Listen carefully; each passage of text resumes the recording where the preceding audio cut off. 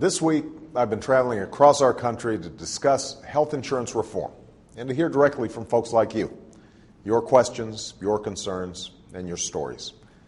Now, I know there's been a lot of attention paid to some of the town hall meetings that are going on around the country, especially those where tempers have flared. You know how TV loves a ruckus. But what you haven't seen, because it's not as exciting, are the many constructive meetings going on all over the country where Americans are airing their hopes and concerns about this very important issue.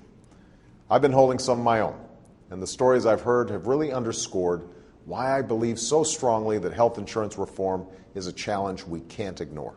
There's stories like Lori Hitchcock's, who I met in New Hampshire this week.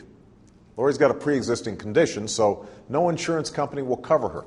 She's self-employed, and in this economy, she can't find a job that offers health care. So she's been uninsured for 2 years. Or there's stories like Katie Gibson's, who I met in Montana. When Katie tried to change insurance companies, she was sure to list her pre-existing conditions on the application and even called her new company to confirm she'd be covered. 2 months later, she was dropped, after she'd already gone off her other insurance. These are stories that aren't being told. Stories of a healthcare system that works better for the insurance industry than it does for the American people.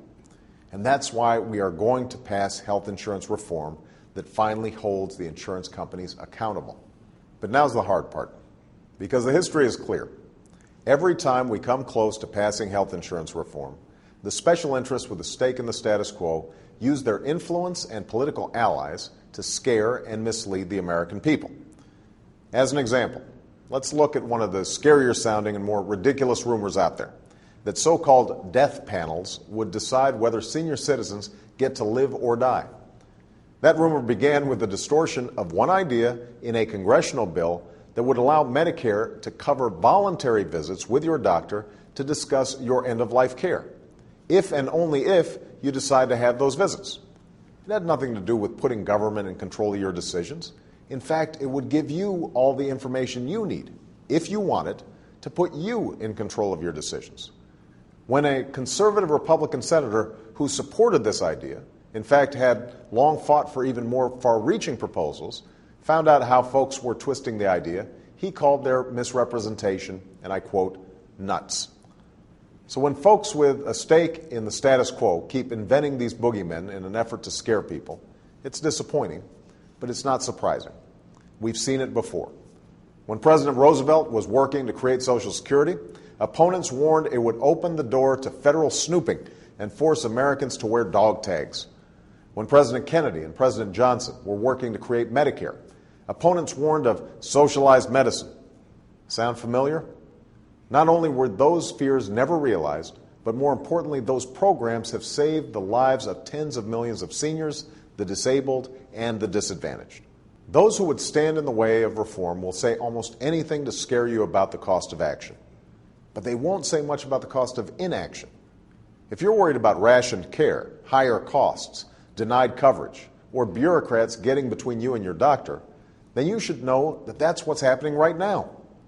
In the past 3 years, over 12 million Americans were discriminated against by insurance companies due to a pre-existing condition, or saw their coverage denied or dropped just when they got sick and needed it most.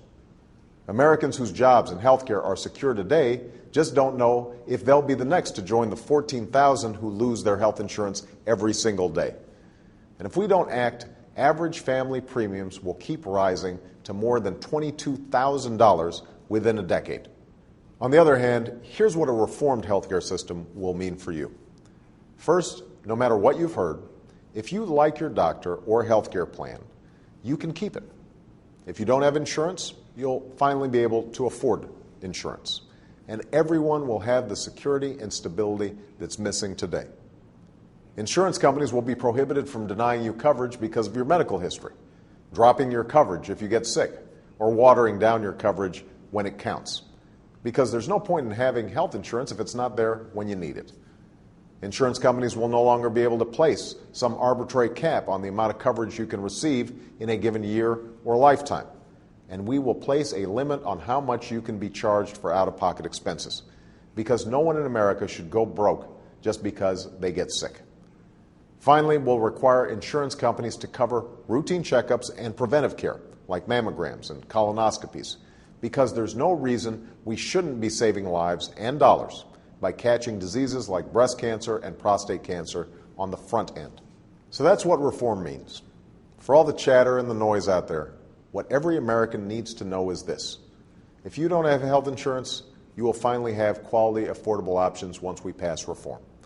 If you do have health insurance, we will make sure that no insurance company or government bureaucrat gets between you and the care that you need.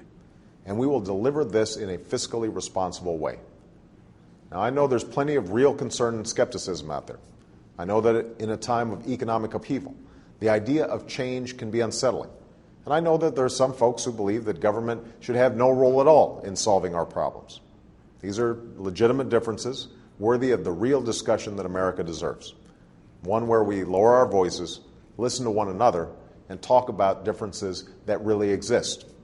Because while there may be disagreements over how to go about it, there is widespread agreement on the urgent need to reform a broken system and finally hold insurance companies accountable.